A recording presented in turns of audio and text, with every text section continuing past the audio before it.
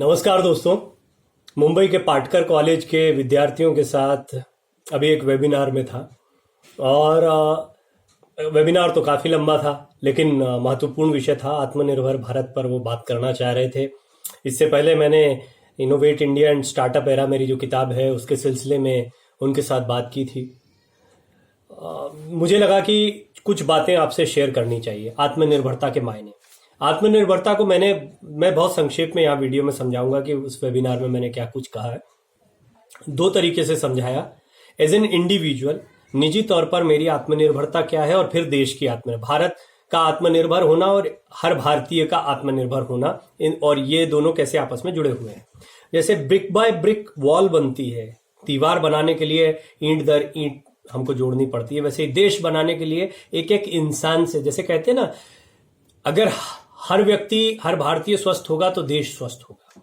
अब अगर देश को एज एन इंडिविजुअल लें तो हम ही से देश बना हुआ है। अगर हम आत्मनिर्भर नहीं होंगे तो हमारा देश भी कभी आत्मनिर्भर नहीं हो पाएगा। आत्मनिर्भरता के क्या मायने होते हैं? क्या सारी नौकरियां छोड़कर धंधा करना शुरू कर दें?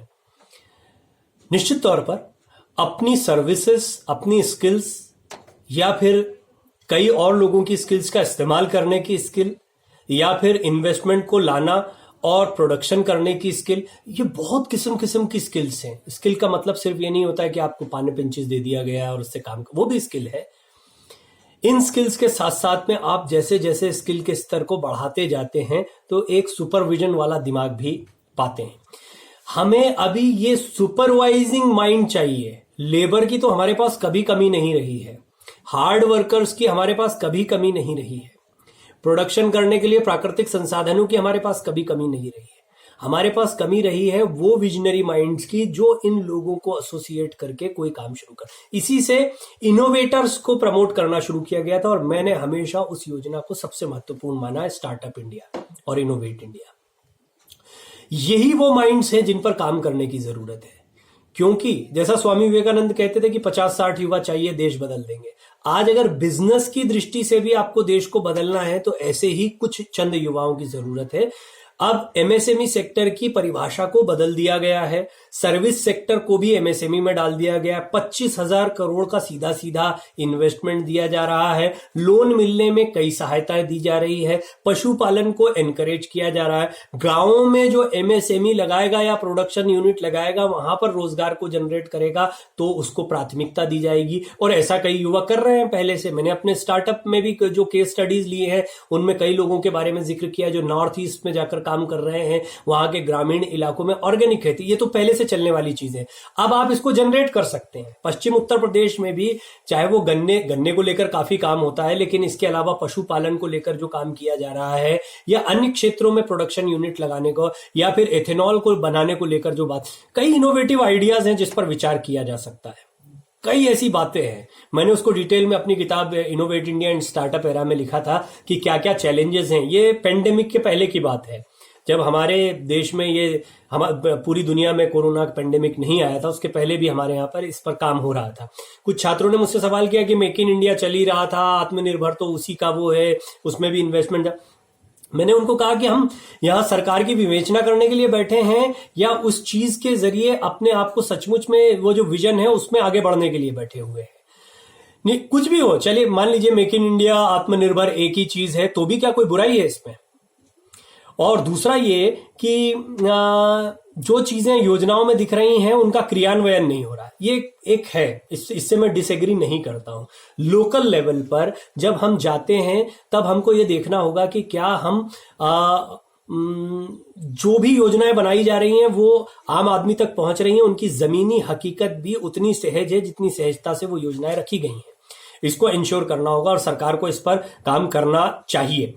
और यदि ये काम भी होता है, और हालांकि मैं जानता हूं कई ऐसे लोगों को जो थोड़ा संघर्ष करते हैं लेकिन उनके काम हो रहे हैं, वो बिजनेस को डेवलप कर रहे हैं, काफी अच्छा काम कर रहे हैं। ऐसे कई सारे स्टार्टअप्स हैं जिन्होंने अच्छा काम करना शुरू किया है। तो बहुत सारे हैं जो चैलेंजेस को भी झेल रहे हैं। तो मैं उसमें भी फर्क पाता हूं कि इनके संयम में, उनके संयम में कितना फर्क है, कौन कब टूट जा रहा है और कौन संघर्ष करना जानता है। तो हिंदुस्तान में संघर्ष तो करना पड़ेगा। आप ये सोच रहे हैं आपको अमेरिका या सिंगापुर बनाकर आज बिजनेसमैन बनाया जाए, तो फिर वो आपकी गलती है, किसी और की गलती नहीं। इन परिस्थितियों में, और ये परिस्थितियां पहले से बेहतर है, ये भी मैं आपको बता देता हूं। पहले तो हालात बहुत ही खराब थे, और चाहे राज्यों में काम करना हो या केंद्र के साथ काम करना हो, अब स्थितियां बहुत सुधरी हैं। बिल्कुल सुधर गई ऐसा मैं नहीं कह रहा हूं, लेकिन पहले के मुकाबले बेहतर हुई हैं, ये मैं जरूर कह रहा हूं।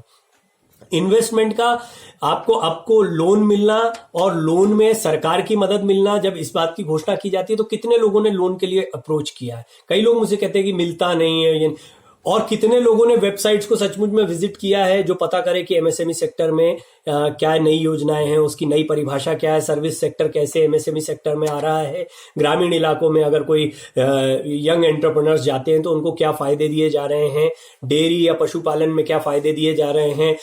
और सबसे महत्वपूर्ण बात, भारत सरकार की जो सोच है आत्मनिर्भर भारत, निर्यात कम करो आयात को बढ़ाओ, निर्यात कम करो आयात को बढ़ाओ, खरीदो कम बेचो ज्यादा, और खरीदो कम और पहले अपने आप को आत्मनिर्भर बनाओ। ये निर्भरता है, खरीदना मतलब निर्भरता, और चाइना पर भी बहुत सारी है। आपके मेडिकल इक्विपमेंट से ले, आप सिर्फ फोन और ऐप के चक्कर में मत रहिए कि ऐप डिलीट कर देंगे और ये कर देंगे तो ठीक है, चलिए तो एक स्वदेशी की भावना जगाने के लिए एक वो हो सकता है, मिशन हो सकता है, करना चाहिए, कोई बात नहीं, इसमें कोई आपत्ति नहीं।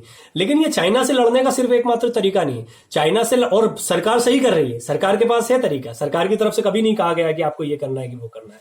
सरकार ने आपको सिर्फ कहा आत्मनिर्भर बनना। आत्मनिर्भर बनना मतलब आपको आयात को कम करना है। निर्भरता क्या है, आप दूसरे से मांग रहे हैं, दूसरे से खरीद रहे हैं, निर्भरता है आपकी, उसको खत्म करिए। और आत्मनिर्भर बनने के बाद में आप निर्यात करिए। आयात कम करेंगे, निर्यात को बढ़ाएंगे तो आपका देश मजबूत होगा, इकोनॉमी मजबूत होगी। एज एन इंडिविजुअल हम व्यवसायों के बारे में सोच सकते हैं। एक तरफ जहां नौकरियां जा रही हैं वहां कई लोग व्यवसाय लगाने पर विचार कर रहे हैं और सरकार खुद इंतजार कर रही है ऐसे एंटरप्रेन्योर्स का। लेकिन हर कोई नहीं कर सकता है कि जिसके पास अनुभव नहीं है उठा अचानक से व्यवसायी बन गया। व्यवसायी बनना भी अपने आप में एक स्किल का काम होता है। कोई मीडिया कर्मी मीडिया चैनल नहीं चला लेगा, मीडिया चैनल चलाने की स्किल्स अलग होती हैं, मीडिया कर्मी बनना अलग होता है। ये तो मैं अपनी भाषा में अपने बिजनेस के हिसाब से कह रहा हूं। या अगर मैं एक लेखक हूं तो मैं पब्लिशर नहीं बन जाऊंगा, पब्लिशर होने की अलग स्किल्स होती हैं। इसी तरह से कोई वाटर टेक्नोलॉजी का वैज्ञानिक है तो उसके लिए उसका व्यवसाय खड़ा कर देना तब तक संभव नहीं होगा जब तक वो व्यवसाय को भी नहीं सीख लेता है।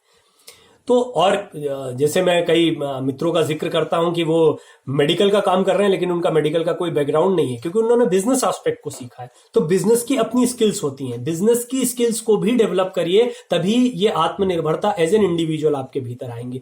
और ऐसे कुछ दिमाग हमारे पास होंगे जो बिजनेस करने में आत्मनिर्भर होंगे तो वो अन्य लोगों को अगेन नौकरियां जनरेट कर पाएंगे, काम दे पाएंगे, और ज्यादा से ज्यादा हम छोटे छोटे उपक्रमों को बनाकर अपने प्रोडक्शन को बढ़ा पाएंगे। ये पहली चीज हुई। दूसरा, हमारे एजुकेशन सिस्टम में इस चीज को लाना जरूरी है। ये जो आत्मनिर्भरता शब्द है बहुत ही खूबसूरत शब्द है और बहुत ही इंपॉर्टेंट है। हम सबको आत्मनिर्भर होना होगा और आत्मनिर्भरता को हमारे एजुकेशन सिस्टम में लाना होगा। स्कूल एजुकेशन में थोड़ा लेटर स्टेज पर लाएं, कॉलेज एजुकेशन में या हायर स्कूलिंग में आप इसको लेकर आए, लेकिन आपको आत्मनिर्भरता को लाना होगा कि सेल्फ एंटरप्रेन्योरशिप क्या होता है, एंटरप्रेन्योरशिप क्या होता है, व्यवसाय क्या होता है, व्यवसाय के बेसिक्स क्या होते हैं, ये हम सबको सिखाना और समझाना पड़ेगा।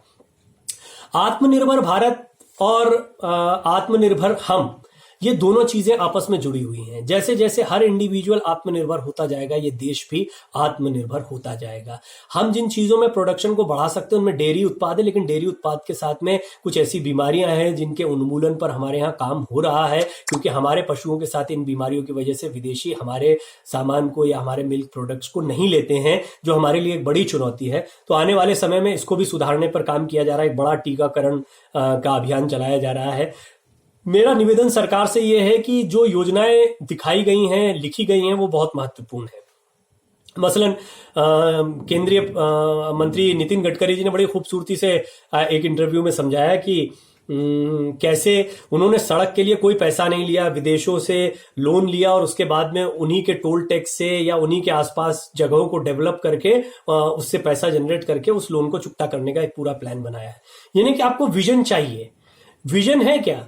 हमारे यहां पर यह है कि ये नहीं होता, सरकार ये नहीं करती है, सरकार वो नहीं करती। अरे आप कर क्या रहे हैं? आपका विजन क्या है? आप क्या प्रोड्यूस करना चाह रहे हैं? आपके प्रोडक्शन का स्तर क्या है? कितनी जरूरत है मार्केट में उसकी? या सिर्फ आप कमाने के लिए आपका विजन चलता है कि किसी तरह से मैं अपना पैसा कमाना शुरू कर दूं?